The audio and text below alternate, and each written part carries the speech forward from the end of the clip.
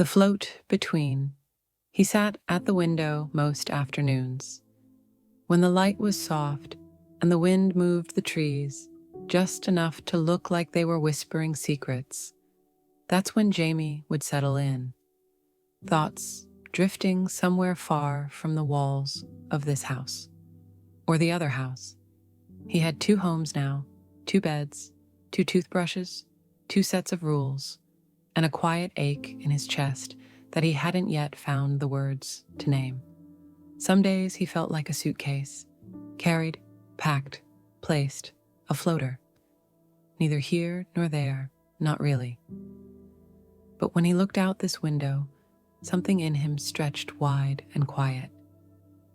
He imagined places where he belonged completely, tree houses in the clouds, secret kingdoms made of stars, deep forests where animals spoke kindly and never argued. Sometimes he closed his eyes and built whole worlds, from scratch, brick by shimmering brick.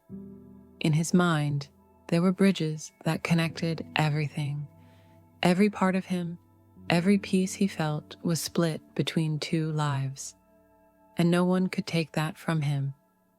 He didn't always tell people about the things he dreamed. Grown-ups didn't always understand. They asked about grades, and if he missed his dad, or if he was adjusting. He'd nod, because nodding was easier than trying to explain that sometimes he missed both parents, even when he was with one of them. That sometimes the quiet was loud. That sometimes he wanted to scream and didn't know why.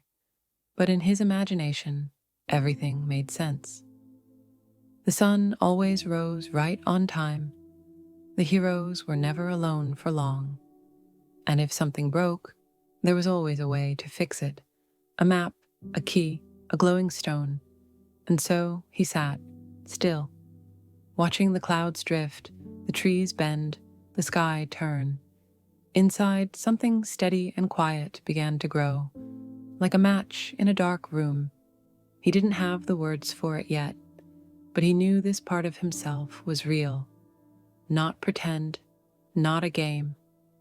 This was the part that would carry him, not just through this moment, but through everything that came next.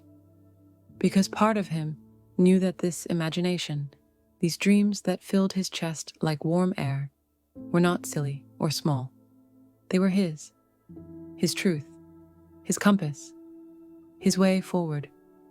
And one day, when he was older, when the floating had settled, and the pieces of his life had found new shapes, he'd look back and realize this window wasn't just a place to stare through.